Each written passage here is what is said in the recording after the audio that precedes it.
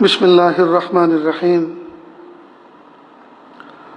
الحمد للہ وکفی وسلام علی عبادہ الذین اصطفی اما بعد اعوذ باللہ من الشیطان الرجیم بسم اللہ الرحمن الرحیم وذکر فإن الذکرى تنفع المؤمنین سبحان ربک رب العزة عما یصفون وسلام علی المرسلین والحمد للہ رب العالمین اللهم صل على سيدنا محمد وعلى آل سيدنا محمد وبارك وسلم اللهم صل على سيدنا محمد وعلى آل سيدنا محمد وبارك وسلم اللهم صل على سيدنا محمد وعلى آل سيدنا محمد وبارك وسلم۔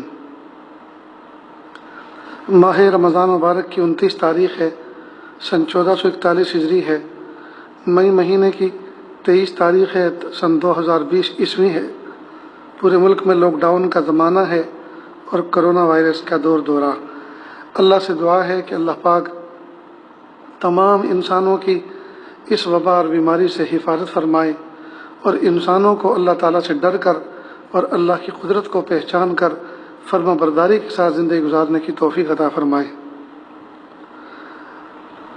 آج 29 رمضان ہے تو ہو سکتا ہے کہ کل عید ہو جائے، تو مناسب یہ سمجھا کہ عید الفطر سے متعلق کچھ باتیں آپ کے سامنے پیش کی جائیں۔ محبوب صلی اللہ علیہ وسلم نے ایک جگہ فرمایا العید و عیدان، ہماری عید تو دو ہیں، عید الفطر و عید الاضحیٰ۔ اور ایک مرتبہ آپ نبی کے وسلم سے فرمایا عید الفطر کے موقع پر ان لکل قوم عیدا وہذا عیدنا، ہر قوم کی خوشی ہوتی ہے اور یہ ہماری خوشی ہے۔ تو عید الفطر اور عید الاضحیٰ یہ اسلامی شعائر میں سے ہے۔ عجیب بات ہے، قربان جائیے، اللہ پاک نے ہمیں اتنا پیارا دین عطا فرمایا تو ہمیں خوشیاں بھی ایسی عطا فرمائیں کہ اس میں بھی ہمیں آپے سے باہر نہیں کیا۔ دنیا کے تہواروں کو دیکھو، خوشی کے نام پہ، تہوار کے نام پہ ہر طرح کی بدتمیزی کر سکتے ہیں۔ محاورہ مشہور ہے نا، برا نہ مانو ہولی ہے، یعنی کوئی آدمی کسی نشے میں شراب پی کے کسی کا کچھ توڑ دے، پھوڑ دے، کوئی نقصان کر دے تو کہتے ہیں کہ برا مت مانو، آج تو ہولی ہے، خوشی کا دن ہے۔ ایک تو یہ کہ اسلام کے تہواروں کی شان یہ ہے کہ اس میں نظافت ہے، صفائی ہے، طہارت ہے، پاکیزگی ہے۔ نہ اس میں کوئی رنگ لگا کے باہر نکلنا ہے کہ پولیوشن میں اضافہ کریں، نہ اپنے آپ کو تکلیف دینا ہے، دنیا بھر کے کیمیکل کے کلر اپنے اوپر لگا کے اپنی اسکین کو ہلاکت میں ڈالنا ہے، اور نہ ان کلروں کو اڑا کر، رنگوں کو اڑا کر دوسرے کی آنکھوں کو پھوڑنا ہے اور راستوں کو خراب کرنا ہے، پولیوشن پھیلانا ہے۔ اسی طرح نہ شراب پینا ہے، نہ گالی گلوچ کرنا ہے، نہ راستوں کو جام کر کے ناچنا ہے کہ بھئی کیا ہو رہا ہے کہ چونکہ آج تہوار ہے نا تو آج ذرا ناچ رہے ہیں۔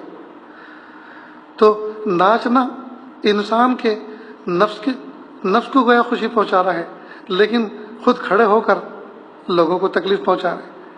تو ناچنا یہ بھی اسلام میں نہیں ہے، گانا بجانا بھی نہیں ہے، شور شرابہ بھی نہیں ہے، اور اسی طرح سے رنگ اڑانا، رنگ بکھیرنا، رنگ سے کھیلنا یہ بھی نہیں ہے۔ تو پھر ہے کیا؟ سبحان اللہ، بس ہے کیا؟ اس کا جواب یہی ہے کہ جو اللہ کا حکم ہے وہی ہے۔ عید الفطر اور عید الاضحیٰ دونوں کی دن کی ابتدا نماز سے ہوتی ہے۔ سورج نکلا اور سورج نکلنے کے بعد اللہ کے سامنے نماز۔ معلوم ہوا خوشی میں بھی مومن آپے سے باہر نہیں ہے، بلکہ اسی مالک کے سامنے جھکا ہوا ہے اور مالک کے سامنے کھڑا ہوا نظر آ رہا ہے جس نے اس کو پیدا کیا۔ لہذا 10-15 منٹ کا جو عمل ہے نماز کا، یہ بندہ اس عمل میں شریک ہوتا ہے اور اس کے بعد اپنے گھروں میں آ کر خوشی خوشی اپنے بچوں کے ساتھ، اپنی بیوی کے ساتھ، گھر کے افراد کے ساتھ میں وقت گزارتا ہے، کھاتا ہے، پیتا ہے، کھلاتا ہے، سخاوت کرتا ہے۔ تو پیارے رب نے جو ہمیں دین اسلام دیا، اس میں کمال یہ ہے کہ جو خوشی کا طریقہ ہے وہ بھی ایسا ہے جس میں دوسروں کو تکلیف نہیں۔ بہت سارے لوگوں کے یہاں خوشی ان کی ہوتی ہے اور تکلیف نہ جانے کن کن کو ہوتی ہے، لیکن الحمدللہ ثم الحمدللہ ذرہ برابر بھی تو کسی کو تکلیف نہیں ہے۔ یہ موضوع اصل میں اس لیے بھی چھیڑنا ضروری تھا اور سمجھنا ضروری ہے کہ اب کی بار عید جتنے لوگ آسمان کی چھت کے نیچے اس وقت زندہ ہیں، کسی زندہ شخص کی زندگی میں ایسی عید نہیں آئی ہوگی جس میں ہر شخص اپنے گھروں میں رہنے کا پابند ہے، اس لیے کہ یہ ایک وبائی مرض پھیلا ہوا ہے اور جو متعدی ہوتا ہے ملنے جلنے سے، جن کو بیماری ہوتی ہے دوسروں کو لگتا ہے، تو اس لیے حکومت نے ضابطہ بنایا کہ بھیڑ بھاڑ نہ ہو، ایک دوسرے سے اختلاط نہ ہو۔ ٹھیک ہے، بہتر، بہرحال 2 مہینے سے اسی پہ عمل کر رہے ہیں، اسی کو بھگت رہے ہیں، جھیل رہے ہیں۔ نمازیں الحمدللہ سب اپنے اپنے گھر میں ادا کر رہے ہیں، جمعہ کی نمازیں بھی ادا اپنے گھر میں کر رہے ہیں۔ اب یہ عید الفطر کی نماز کا وقت آیا ہے تو یہ بھی اپنے گھر میں نماز پڑھنے کا اس کی بھی باری آ گئی ہے، لہٰذا اس کو اچھی طرح سے سمجھ لیں۔ نماز کیسے ہوں گے انشاءاللہ اس کی ترتیب تو بتائیں گے، لیکن اس سے پہلے کیا کرنا ہے، لاک ڈاؤن میں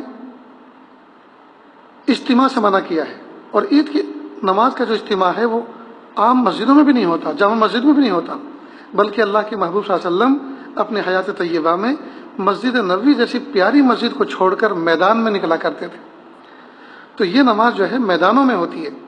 لیکن اب چونکہ جب عذر آ گیا، جیسے کہ اللہ کے نبی صلی اللہ علیہ وسلم کے زمانے میں ایک مرتبہ بارش کا موقع ہوا تو باہر نہیں پڑھ سکے، مسجد نبوی میں اس وقت پڑھی، تو اب جب عذر آ گیا تو مسجد میں، اور جب مسجدوں میں جانے سے بھی عذر آ گیا تو اپنے گھروں میں ادا کریں گے۔ اس کے علاوہ نماز تو ہے ہی واجب، اس کو تو پڑھنا ہی ہے، لیکن اس کے علاوہ بھی کچھ کام کرنے ہیں، ان کے لیے حکومت کی طرف سے کوئی پابندی نہیں۔ مثلا اللہ کے محبوب صلی اللہ علیہ وسلم کی سنن میں سے یہ ہے، مستحبات میں سے یہ ہے کہ نئے کپڑے پہنیں، نئے میسر نہ ہو تو جو بہتر ہو وہ پہنیں، غسل کریں، مسواک کریں، خوشبو لگائیں، ناخن تراشیں، یہ اللہ کے محبوب صلی اللہ علیہ وسلم کی سنتیں ہیں۔ تو اس سے کسی لاک ڈاؤن کا کوئی قانون اور اس کا النگھن نہیں ہوتا، لہٰذا خوشی خوشی اس کام کو کریں۔ آپ نبی کریم صلی اللہ علیہ وسلم نے ان چیزوں کا خود بھی اہتمام فرمایا اور اپنی امتوں کو بھی حکم دیا۔ نیز اللہ کے محبوب صلی اللہ علیہ وسلم عید کے دن طاق عدد کھجور کھا لیتے تھے عیدگاہ میں جانے سے پہلے، نماز سے پہلے، یعنی 3، 5، 7 طاق عدد، یعنی جو جوڑی نہ بنتا ہو، جس میں جوڑی ٹوٹتی ہو، مثلا 2 اور 2 یہ تو جوڑی ہے، لیکن 5 تو اس میں اگر الگ اس کو تقسیم کرنا ہوگا تو ایک کو کاٹنا پڑے گا، توڑنا پڑے گا۔ تو خیر 3 عدد، 5 عدد، 7 عدد، جیسی بھی آدمی کو اللہ نے استطاعت دی ہو، اور اگر کھجور میسر نہ ہو تو پھر جو بھی میٹھی چیز ہو اس سے بھی یہ سنت ادا ہو جائے گی۔ عید الفطر کی نماز سے پہلے صدقہ فطر ادا کرنا چاہیے، اور اس کی فضیلت یہ ہے کہ جو کچھ رمضان میں دن اور رات میں عبادتیں کی ہیں وہ سب کی سب معلق رہتی ہیں، جب صدقۃ الفطر ادا کیا جاتا ہے تو اللہ تعالیٰ اس کو قبول فرماتے ہیں۔ اور یہ صدقۃ الفطر عید کی نماز سے پہلے ادا کرنا چاہیے، تب یہ فضیلت اس کی حاصل ہوگی، اور اگر نماز کے بعد ادا کیا تو پھر یہ صدقۃ الفطر کی فضیلت نہیں ملی، بلکہ عام صدقوں کی طرح اس کا ثواب ملے گا۔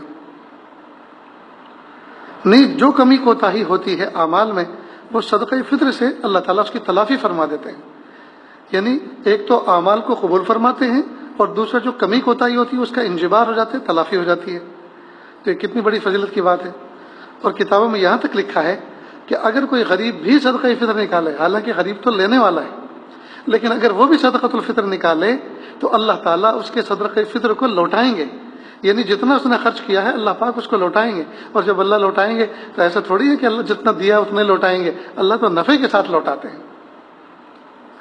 معلوم ہوا کہ یہ ایک بہت اہم چیز ہے اور اللہ رب العزت نے اس میں بڑی برکت رکھی ہے۔ نہیں دوستو، جس طرح سے عید الفطر کے دن خوشحال مسلمان خوشی مناتے ہیں اور خوشی کا اظہار کرتے ہیں، تو غریبوں کا بھی تو حق ہے، ایسا نہ ہو کہ وہ خوشحال مومنوں کو دیکھ کر اپنے دل میں رنجیدگی محسوس کریں، کبیدگی محسوس کریں، اور وہ سوچیں کہ اللہ نے خوشی تو صرف امیروں کو دی، ہمیں تو دی نہیں۔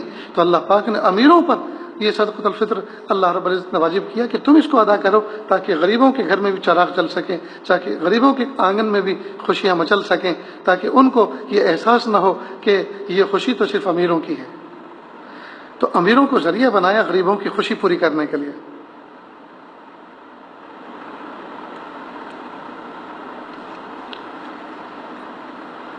اب آئیے، عید کی نماز ایک تو اس کے لیے اذان نہیں اور دوسری اس کے لیے اقامت نہیں. گئے بندے 30 دن ایسے راؤس ہو چکے تھے اللہ تعالیٰ کے حکم پر عبادت کر کر کے کہ آج وہ بالکل ایسے راؤس ہو چکے، آج ان کو بلانے کی ضرورت نہیں. آج تو یہ خود مچل کر صحرا میں نکلنے کے لیے تیار ہے، اللہ کے لیے، اللہ کی محبت کے لیے، سجدہ ریز ہونے کے لیے، جنگل میں جانے کے لیے خود تیار ہو گئے. تو نہ تو اس کے لیے اذان ہے اور نہ اس کے لیے اقامت ہے. اب یہ عید کی نماز میں اس کی جماعت کے لیے امام کے علاوہ 3 مرد، بالغ مرد ہوں، یعنی 4 افراد، ایک امام اور 3 پیچھے بالغ مرد، نماز ہو جائے گی، یعنی جماعت ہو جائے گی. اور یہ نماز بھی اتنی آسان ہے کہ اس کے لیے کوئی پریشان ہونے کی ضرورت نہیں ہے. جو بندہ فجر کی نماز پڑھ سکتا ہے یہ پڑھا سکتا ہے، وہ عید کی نماز بھی پڑھا سکتا ہے. فجر کی نماز میں جہری قرات ہوتی ہے، یعنی سورہ فاتحہ کے ساتھ جو سورت ملائی جاتی ہے اس کو ذرا بلند آواز سے پڑھا جاتا ہے. بس اسی طرح سے جو ہے اس نماز کو ادا کرنا ہے. ویسے دن کی جتنی بھی نمازیں وہ ساری کی ساری سائلنٹ ہیں، سوائے جمعہ کے اور سوائے عید کی نماز کے کہ ان میں آواز کے ساتھ قرات ہوتی ہے، ورنہ ساری نمازیں جتنی بھی دن میں ہیں، وہ ظہر ہیں، عصر ہیں، وہ سائلنٹ ہیں، سب خاموش. لیکن یہ جہری نماز. اب اس نماز کی ترتیب بہت آسان یہ ہے کہ فجر کی نماز میں جس طرح سے قرات کی جاتی ہے اور جس طرح سے زور سے پڑھا جاتا ہے بس ایسے ہی پڑھنا ہے. بس فرق اتنا ہے کہ نیت اس طرح سے کرنی ہے، یا اللہ 2 رکعت نماز عید الفطر واجب 6 زائد تکبیروں کے ساتھ پڑھ رہا ہوں. عید الفطر واجب 6 زائد تکبیروں کے ساتھ، یعنی یہ نماز واجب ہے اور اس میں جو تکبیریں ہیں وہ بھی واجب ہیں. اب ان 6 زائد تکبیروں کو 3 کو پہلی رکعت میں پڑھنا ہے اور 3 کو دوسری رکعت میں ادا کرنا ہے. اس کا مقام کیا ہے اس کو سمجھ لیں. پہلی رکعت میں سورہ فاتحہ سے پہلے، یعنی پہلی رکعت میں ثنا کے بعد قرات سے پہلے، اور دوسری رکعت میں قرات کے بعد رکوع سے پہلے. پھر سمجھ لیں، پہلی رکعت میں قرات سے پہلے 3 تکبیریں اور دوسری رکعت میں قرات کے بعد 3 تکبیریں. پہلی رکعت میں نیت باندھیں گے، نیت باندھ کر ثنا پڑھیں گے اور ثنا پوری پڑھنے کے بعد پھر 3 تکبیریں کہیں گے. 2 میں ہاتھ اٹھا کر چھوڑ دیں گے، تیسری میں ہاتھ اٹھا کر چھوڑیں گے نہیں، باندھ لیں گے. دوسری رکعت میں سورہ فاتحہ پڑھیں گے، پھر اس کے ساتھ سورت میں لائیں گے. اب رکوع میں جانے سے پہلے 3 تکبیریں زائد پڑھیں گے، تینوں میں ہاتھ اٹھائیں گے اور چھوڑ دیں گے، اور چوتھے میں ہاتھ اٹھائے بغیر، چونکہ وہ رکوع کی تکبیر ہے اس میں تو ہاتھ نہیں اٹھایا جاتا، جیسے روٹین کی نماز میں رکوع میں کی تکبیر میں ہاتھ نہیں اٹھاتے، ایسی بغیر ہاتھ اٹھائے ہوئے اللہ اکبر کہتے ہوئے رکوع میں چلے جائیں. بہت ہی آسان ہے. تو جس طرح سے فجر کی نماز پڑھی جا سکتی ہے اور فجر کی نماز کوئی بندہ پڑھا سکتا ہے تو وہ عید کی نماز بھی پڑھا سکتا ہے. جس طرح سے جہر اس میں ہے اسی طرح سے جہری قرات اس میں بھی ہے. فرق اتنا ہے کہ عید کی دونوں رکعتوں کے اندر 6 زائد تکبیریں پڑھنی ہیں. 3 تکبیریں پہلی رکعت میں، 3 تکبیریں دوسری رکعت میں. پہلی رکعت میں جو 3 تکبیریں کہنے کی جگہ ہے وہ ہے ثنا کے بعد تینوں تکبیر ادا کرنی ہے. اللہ اکبر کہہ کر کانوں تک ہاتھ اٹھانے ہیں، چھوڑ دینے ہیں. دوسری میں اللہ اکبر کہہ کے ہاتھ اٹھانے ہیں، چھوڑ دینے ہیں. اور دوسری رکعت میں ہاتھ اٹھا کر چھوڑنے نہیں ہے بلکہ اب باندھ لینے ہیں.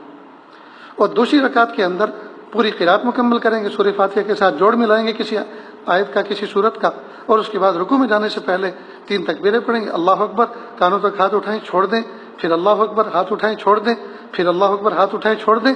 اور چوتھی تکبیر یعنی وہ جو روٹین کی ہوتی ہے رکوع کی، اس میں اللہ اکبر کہتے ہوئے بغیر ہاتھ اٹھائے ہوئے اللہ اکبر کہتے ہوئے رکوع میں چلے جانا. الحمدللہ اس طرح سے نماز عید کی ادا ہوگی. اس کے بعد خطبہ مسنون ہے، یہ واجب نہیں، مسنون ہے. اللہ نہ کرے اگر گھر کے اندر کوئی ایسا فرد نہیں ہے جو خطبہ نہ پڑھ سکے تو نماز ادا ہو جائے گی. البتہ یہ مکروہ ہے، ناپسندیدہ ہے، مکروہ ہے. اور خطبہ بھی بہت آسان. خطبے میں اگر پہلے خطبے میں سورہ فاتحہ پڑھ دیں اور دوسرے خطبے میں درود شریف پڑھ دیں تو خطبہ ہو جائے گا. البتہ عید کے خطبے میں ایک چیز جو الگ سے نظر آتی ہے وہ یہ ہے کہ اللہ کی کبریائی بیان کی جاتی ہے. لہذا اللہ اکبر اللہ اکبر پہلے خطبے میں کم از کم 9 مرتبہ، پہلے خطبے میں 9 مرتبہ، یہ متعدد دفعہ، اور دوسرے خطبے میں 7 دفعہ یا متعدد دفعہ، یعنی کم و بیش کر لیں تو یہ سنت بھی ادا ہو جائے گی. بس اللہ اکبر اللہ اکبر اللہ اکبر، تاکہ اللہ کی کبریائی، اللہ کی عظمت، اللہ کی بڑائی کو بیان کیا جائے۔ تو کتنا آسان کام ہے۔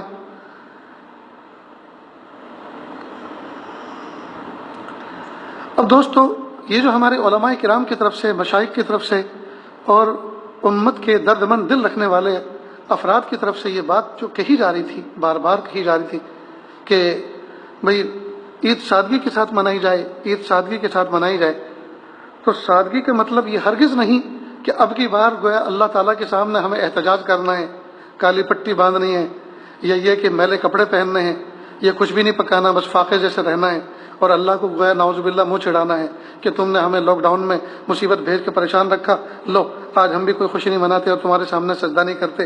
نہیں نہیں نہیں، ہرگز نہیں، توبہ توبہ، استغفر اللہ الف الف مرہ، 1000 مرتبہ اللہ سے توبہ کریں، ایسا ہرگز نہیں۔ ہم الحمدللہ غسل بھی کریں گے، مسواک بھی کریں گے، ناخن بھی تراشیں گے، اچھے کپڑے بھی پہنیں گے، نئے میسر ہے تو نئے پہنیں گے، اور گھر میں جو اچھے پکوان ہیں وہ بھی تیار کریں گے، سارے کام کرنے، خوشبو بھی لگائیں گے، سب کرنے۔ بس اتنا ہے کہ گھروں کے باہر جو نکلنا ہوتا ہے، یہ ٹولی بنا بنا کر، جماعتیں بنا بنا کر ایک دوسرے کے گھروں میں جاتے ہیں اور لوگوں کی جو ہے ایک دوسرے کی تواضع کرتے ہیں، یا ان کے یہاں کھانے کے لیے جاتے ہیں، تو بس یہ کام نہیں کرنا، تاکہ اگر متعدی مرض میں کچھ اضافہ ہوا تو ہمارے سر یہ منڈا نہ جائے، یہ نہ کہا جائے کہ یہ لوگ جو ہے نکلے تھے نا، یہ لوگ نکلے تھے، ان کی وجہ سے اضافہ ہوا، نعوذ باللہ۔ اللہ پاک پوری امت کی حفاظت فرمائے۔ تو سادگی کا مطلب یہ کہ بازار کی رونق نہ بنے، بازاروں میں چہل پہل نہ کریں، اور بازاروں میں خرید و فروخت کی وجہ سے بھیڑ کا جو ہے مجمع نہ کریں۔ سادگی کا مطلب یہ تھا، نہیں ہے کہ ہم جو ہے اپنی خوشیوں کو بالکل ختم کر دیں۔ نیز جب شاپنگ نہیں ہوئی اور کھوٹے خرچے نہیں ہوئے، بہت سارے اسراف جو ہوتے ہیں وہ نہیں ہوتے، تو پیسے بچ گئے، اب وہ بچے ہوئے پیسے صدقے کی نیت سے غریبوں کو پہنچائے۔ راشن کے لوگوں کی بہت سو کو ضرورت ہے، راشن کٹ بنا کے پہنچائیں، ان کو خوشی میسر ہوگی جب تک جی وہ راشن چلتا رہے گا، ہمیں کتنا بڑا اللہ پاک اجر عطا فرمائیں گے۔ تو یہ کام کرنے کے ہیں، یہ کریں۔ بہرحال یہ چند باتیں عید سے متعلق عرض کی گئی تھیں۔ اللہ رب العزت نے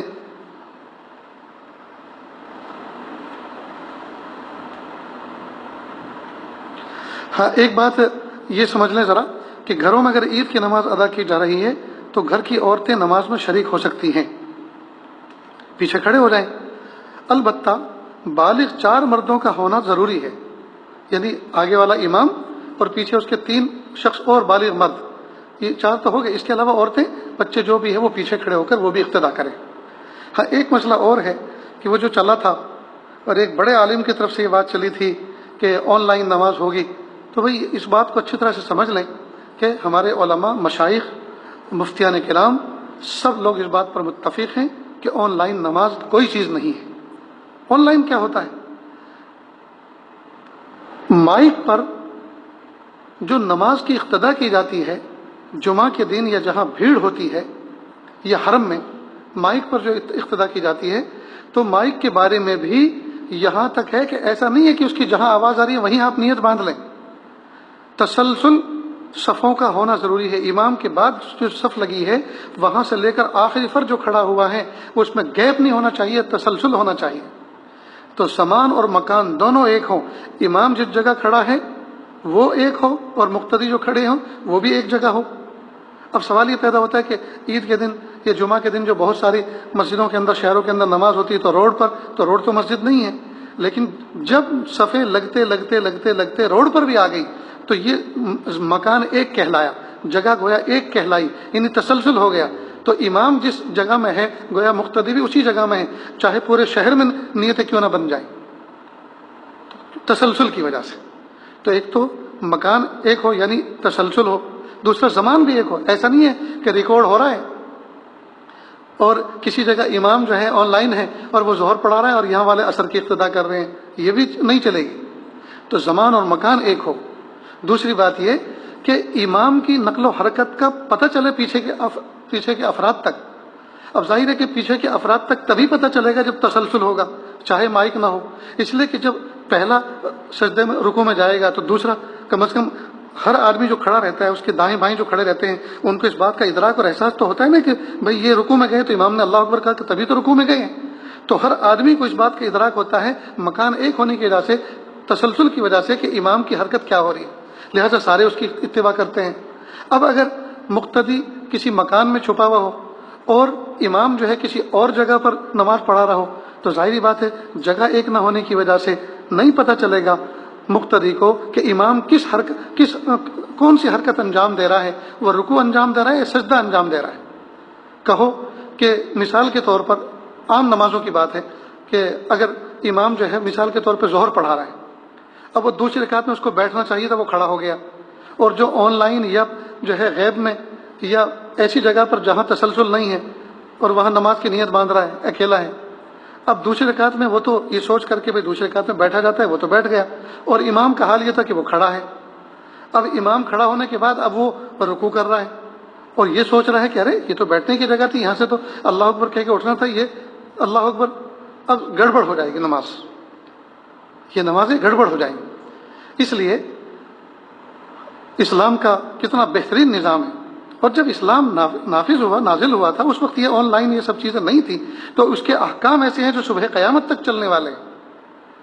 پھر یہ آن لائن ایسی چیز ہے کہ مثال کے طور پر امام نماز پڑھا رہا ہے، اس کا نیٹ چل رہا ہے اور مقتدی کا غائب ہو گیا، اب اس کو کیا پتہ چلے گا، وہ کیا کرے گا؟ قیامت تک کھڑا رہے گا، وہ کھڑا رہے گا قیام میں، یا رکوع میں پڑا رہے گا، جھکا رہے گا؟ یا امام کا نیٹ بند ہو گیا اور لوگوں کا چل رہا ہے، وہ انتظار میں ہے، اور امام جو ہے اپنی پوری نماز کر چکا، نیٹ بند ہو گیا تھا۔ تو یہ سب چیزیں بالکل بودی اور ہلکی ہیں، ان چیزوں پر اعتماد نہیں کیا جا سکتا۔ یہ کوئی دائمی چیز نہیں ہے، ان پہ کوئی دائمی حکم نہیں لگا سکتے۔ بہرحال آن لائن کے چکر میں نہ آئیں، آپ یہ نہ سوچیں کہ 3-3 4-4 لوگوں کو نماز پڑھنے کی اجازت ہے مسجد کے اندر، تو مسجد والوں سے کہہ دیں گے کہ ذرا مائک کی آواز تھوڑی بلند کر دیں، اور ہم اپنے اپنے گھروں کے اندر اقتدا کر رہے ہیں، بالکل جائز نہیں ہے۔ کل کوئی صاحب بتا رہے تھے کہ دہلی جامع مسجد کے علاقے کے اندر ہمارے پولیس والے افراد فلیگ مارچ کر رہے تھے اور یوں کہہ رہے تھے کہ سب لوگ عید کی نماز اپنے اپنے گھروں میں پڑھیں، اور امام مسجد میں نماز پڑھائے گا اور اسی کے ساتھ ساتھ پڑھ لیں۔ ہرگز ہرگز نہیں، یہ فتنوں کا دور ہے۔ بس ایک شخص نے کہا، ظاہری بات ہے کہ وہ کہنے والے بھی ایسے پاپولر ہیں کہ ساری دنیا ان کو جانتی ہے، پہچانتی ہیں، وہ کیا کیا کس وقت کیا کیا ارشاد فرماتے ہیں۔ تو ممکن ہے ہمارے پولیس والے بھائیوں نے بھی یہ سمجھ کر کے یہ قوم کے اسکالر ہیں اور پڑھے لکھے آدمی ہیں، یہ بات کہہ رہے ہیں تو یہ تو امت مانیں گے، تو وہ بھی اسی چیز کی جو ہے اشاعت کر رہے ہوں۔ ہرگز نہیں، آن لائن نماز کی کوئی حقیقت نہیں، کوئی حیثیت نہیں ہے۔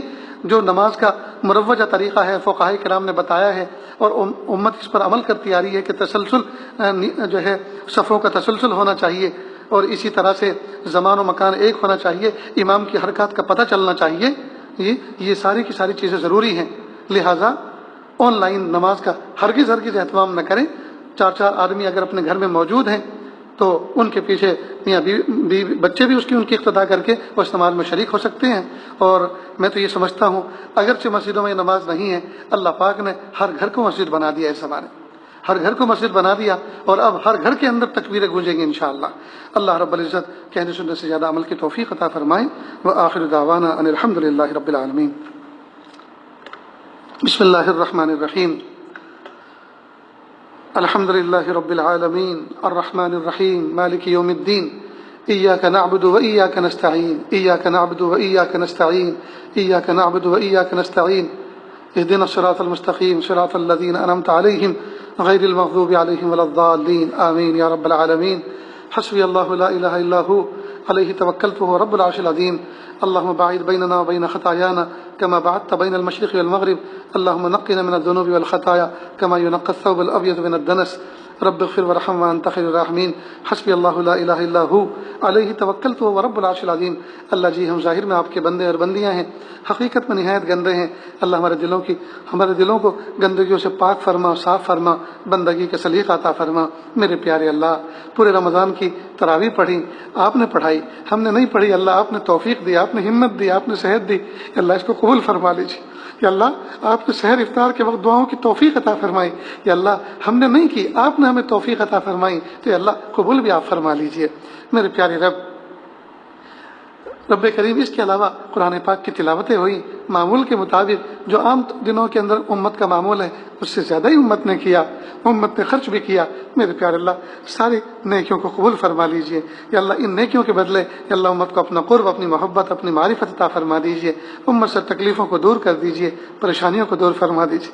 میرے پیارے اللہ بہت سے گھروں کے اندر بیمار لوگ ہیں یا اللہ، بیوی شوہر کے پاس بیٹھی ہوئی ہے، بچے بیمار ماں باپ کے پاس کھڑے ہوئے ہیں، بیٹھے ہوئے ہیں، اور میرے پیارے اللہ ان کی خوشی تو اسی وقت ہوگی جب کہ ان کی امی ابا شفا یاب ہو جائیں گے، صحت یاب ہو جائیں گے۔ میرے پیارے اللہ شفا دے دیجیے۔ اے میرے پیارے رب، نہ جانے کتنے نوجوان اور کتنے افراد امت کے ناجائز قید و بند میں جکڑے ہوئے پکڑے ہوئے ہیں، نہ ان کے ٹرائل ہو رہے ہیں، نہ ان کا مقدمے دائر ہو رہے ہیں، نہ ان کے اوپر چارج شیٹ داخل کی جا رہی ہے، بس ایسے ہی اندر ڈال رکھا ہے، جیل میں سڑا رکھا ہے۔ میرے پیارے رب، جس وقت باپ گیا تھا بچے تڑپ کر رہ گئے تھے، عید قریب آ رہی ہے، ماں سے بچے پوچھتے ہیں امی آپ نے رمضان سے پہلے کہا تھا کہ ابو کب آئیں گے، جب ہم نے پوچھا تھا تو تم نے کہا تھا کہ بیٹا بس رمضان کا چاند دیکھے گا تمہارے ابو بھی نظر آ جائیں گے، لیکن امی رمضان کا چاند نظر آیا لیکن ابو نظر نہیں آئے، تم جھوٹ بولتی ہو۔ ماں نے کہا بیٹا عید کا چاند نظر آئے گا تمہارے ابو آ جائیں گے، عید کا چاند نظر آئے گا اور ابو پھر بھی نظر نہیں آئے تو بچوں کا اعتماد ٹوٹے گا، بچے اپنی امی کو جھوٹا سمجھیں گے، ان کی کسی بات کو نہیں مانیں گے۔ میرے پیارے رب، ماں کا قول سچ کر دکھلائی، بچوں کے ابو کو رہا کر دیجئے، بچوں کے ابو کو بھیج دیجئے۔ میرے پیارے اللہ کئی سال گزر چکے ہیں، جیلوں کے اندر ناجائز قید و بند میں پکڑے ہوئے جکڑے ہوئے ہیں، یا اللہ عافیت کے ساتھ ان کو رہا فرما دیجیے۔ یا اللہ ان کی عید تو اسی دن ہوگی جب چاند کے ساتھ ساتھ ان کے ابو کی دید بھی ہوگی، اپنے ابو کی زیارت بھی کریں گے۔ میرے پیارے اللہ عافیت کے ساتھ بھیج دیجیے۔ یا اللہ ہمارے اس ملک میں امن و امان کی فضا کو قائم فرما، پوری دنیا کے اندر یا اللہ اہل اسلام اس وقت جو مظلوم ہیں یا اللہ ان کو مظلومیت سے نکالیے، یا اللہ ان کو عظمت رفتہ عطا فرما، شوکت رفتہ عطا فرما، شان رفتہ عطا فرما، خلافت رفتہ عطا فرما، غیرت رفتہ عطا فرما۔ میرے پیارے اللہ ہم سب کو ایسا بنا دیجئے ہم آپ کو پسند آ جائیں۔ اللہ جی تقوی دے دیجئے، پاکیزگی دے دیجئے، معرفت دے دیجئے، قرب دے دیجئے، ولایت دے دیجئے، مقام احسان دے دیجئے، مقام احسان کا کامل احساس دے دیجئے۔ میرے پیارے رب دے دیجئے، اچھے رب دے دیجئے، سونے رب دے دیجئے، پیارے اللہ دے دیجئے، مہربانی فرما دیجئے۔ پیارے اللہ بیمار ہیں ان کو شفا دے دیجئے، مقروض قرضوں کی ادائیگی کی شکلیں پیدا فرما دیجئے، بے گھر بے در بے سہارا ہیں ان کو سکون و سہارا عطا فرما دیجئے۔ یا اللہ جن کے حلال کاروبار ان کے پاس میسر نہیں ہے ان کو حلال کاروبار میسر فرما دیجئے۔ یا اللہ اس لاک ڈاؤن کی وجہ سے جو امت کا خسارہ ہوا ہے یا اللہ تھوڑے ہی دنوں میں یا اللہ نفع کے ساتھ اس خسارے کی بھرپائی فرما دیجئے۔ میرے پیارے اللہ جو مانگا عطا فرما۔